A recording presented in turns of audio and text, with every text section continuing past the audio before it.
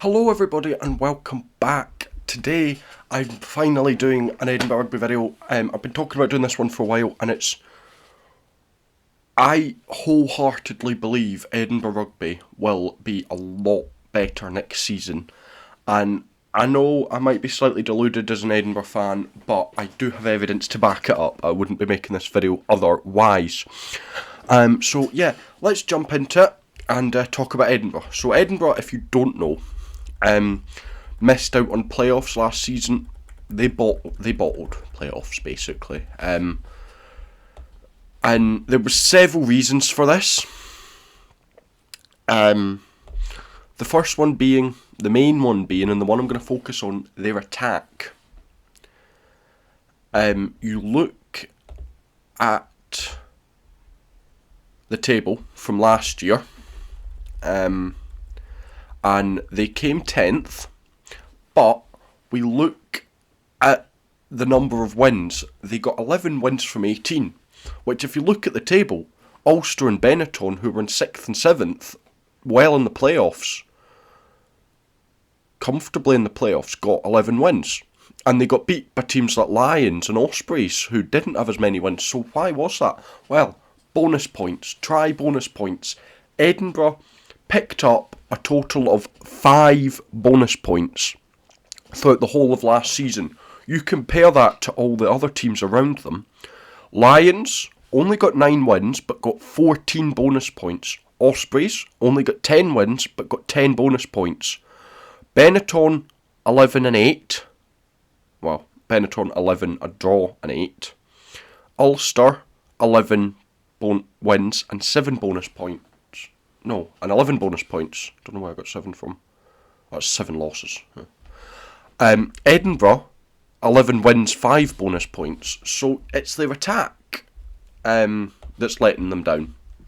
It's their ability to score tries, basically. And I think that's mainly down to style of play, and mainly down to the coming through of Ben Healy. Now, Ben Healy, don't get me wrong, is a top level 10. I think he is a really good level 10. His ability to control games, his kicking ability is really good. But he doesn't, by any stretch, have much attacking flair. He's not a creative playmaker. He's more of a game controller. I mean, perfect, looking at here. He absolutely swamped the leading point scorer in the league with 175. Johan Husson, who was in second for the Bulls, got 141. So he got over 30 points more than 30 points scored over second place. And that is mainly down to him always opting for the kick. You know, we look here, penalties scored / missed, so this is the amount of penalties they took. Ben Healy, 34. The next player is Jacob Umanga for Benetton on 22. So that's 12 more penalties Edinburgh took. Now, why is that? Why are they kicking for the post more? I mean, it is good you're kicking for the post, don't get me wrong. The 3 points is always a good option. It's a safe option. But I don't think it was always the right option. I think Edinburgh's maul wasn't horrendous last season. The line-out was dodgy at times, but the top try scorer was Ewan Ashman, Hooker's score from a lot of mauls, so it's obvious that the maul was working. I think he had 6 or 7 tries from mauls, so it's obvious that when they did go for the corner and got the line out right, they were scoring tries from the maul. But why were they not? And I think it's also down to the lack of creativity in the backs. Edinburgh played weirdly in the backs last season, and it's something I'd watched all through the season. They did it. They tried to play off the centres as well as 10. Healy would play it to a Bennett or a Curry or a Lang, and they would try and play it. Whereas I don't think they are quite as creative. All 3 of those players really more strike me as a strike runner player. I'm going to use Glasgow as an example for this because I think their centre partnership works perfectly. Topolotu at 12, the playmaker.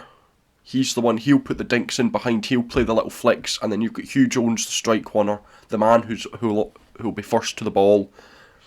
Topolotto playing the flick, he'll be in the space, he'll be through, he'll make the yards.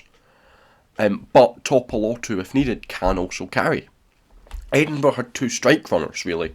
So you'd give it to 12, let's say Bennett for this example, and he'd just take it in himself instead of try and play it out and out. And Edinburgh have some of the best wingers in the world, and Duhan van der Merwe. They have Darcy Graham, I know he was injured for most of last season. They have Emiliano Boffelli, they have Wes Houston, some of the best finishers in the game. But they weren't blooming using them. Because the centres they were trying to play a strike runner centre in that distribution role with Healy, and they just didn't have any distribution. And this is where I think they'll improve. They have made 2 massive signings.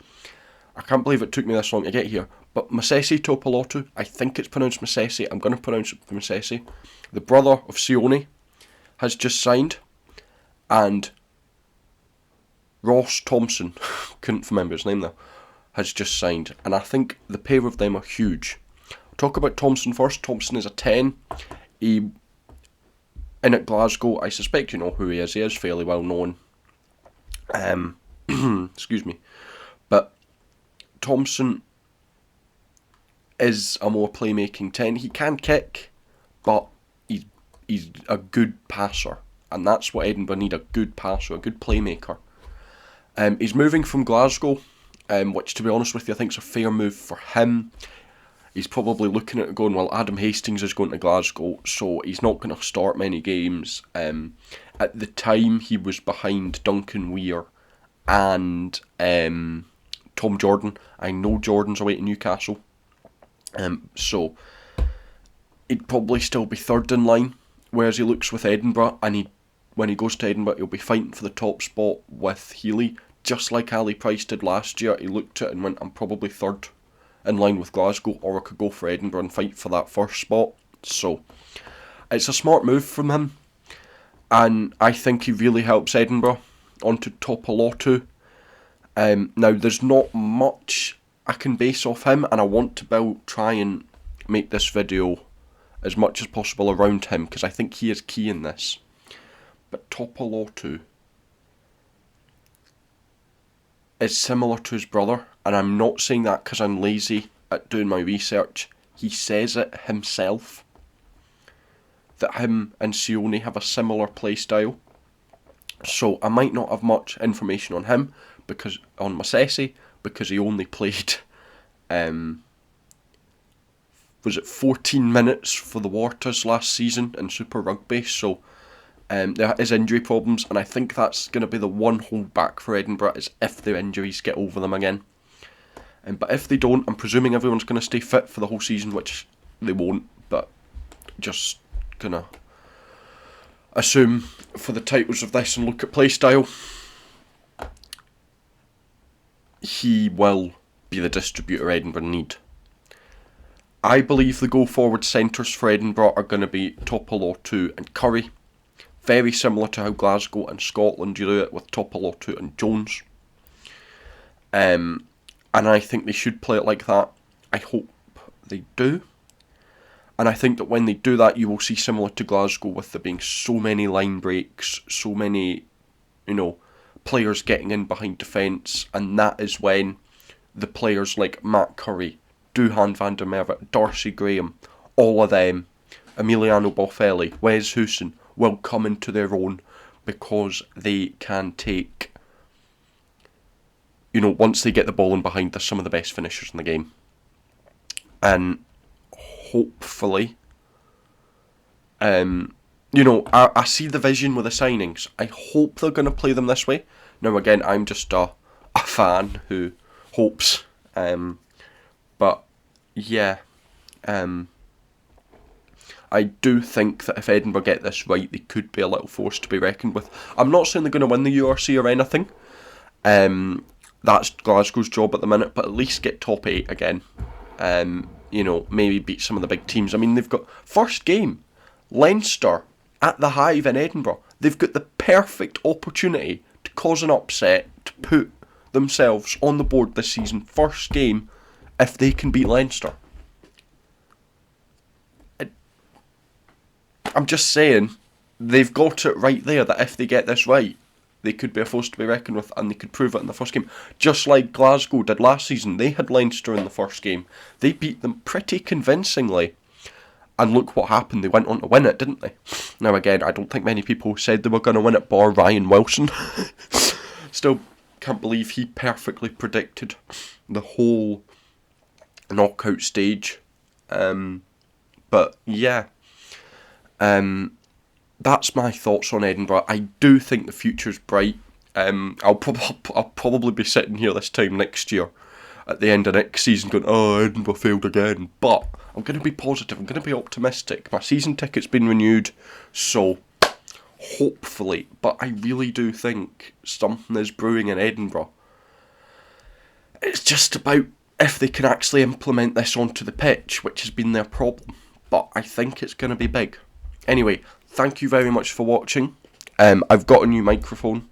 You can see it here. So I've been trying it out. Hopefully the sound's a bit better. So yeah. Again, thank you very much for watching, and I shall see you absolute legends later.